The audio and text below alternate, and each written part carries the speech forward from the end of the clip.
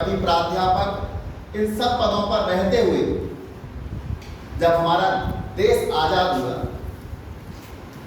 1952 में हमारे देश में गणतंत्र की स्थापना हुई। प्रथम आम चुनाव हुए और प्रथम आम चुनाव में भारत की सरकार बनाई गई। उसमें भारत के प्रथम राष्ट्रपति डॉक्टर राजेंद्र प्रसाद और उसके साथ साथ सर्वपल्ली डॉक्टर राधाकृष्णन भारत के वाइस प्रेसिडेंट यानी उपराष्ट्रपति के पद पर सुशोभित हुए और ये 10 वर्ष तक रहे। जब तक नेहरू जी भारत के प्रधानमंत्री रहे तब तक ये रहे 10 वर्ष तक, यानी 1962 तक ये उपराष्ट्रपति के पद पर रहे और इनके साथ राष्ट्रपति के पद पर डॉक्टर राजेंद्र प्रसाद जी सुशोभित हुए।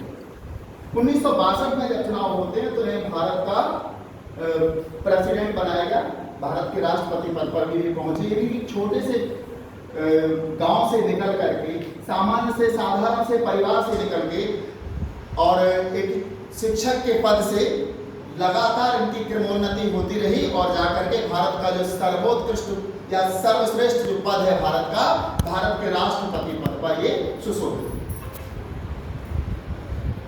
सर्वपल्ली डॉक्टर राधाकृष्णन को भारत का सर्वोत्कृष्ट जो सम्मान भारत सरकार ने भारत रत्न से 1954 में इनको सम्मानित किया। डॉक्टर राधाकृष्णन एक आदर्श शिक्षक थे। इनसे जब पूछा गया कि आप अपनी पहचान किस रूप में चाहते हैं, इस देश में आपकी पहचान जो है वो किस रूप में हो, आपको लोग एक महान शिक्षाविद माने, महान दार्शनिक माने, भारतीय संस्कृति के संवाहक माने, एक शिक्षक माने, या एक भारत के प्रथम उपराष्ट्रपति के नाम से आपको जाने, या फिर भारत के राष्ट्रपति के नाम से जाने, किस नाम से आप चाहते हो कि भारत के लोग आपको इस नाम से जाने? तो उन्होंने सीधा सीधा कहा था, शिक्षक से बड़ा कोई पद नहीं और मुझे शिक्षक के रूप में ही जाने दो।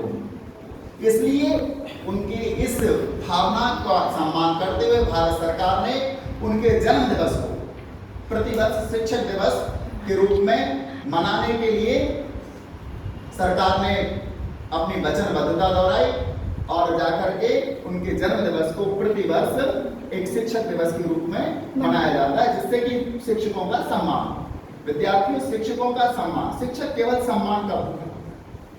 शिक्षक को यदि आवश्यकता है तो केवल सम्मान की।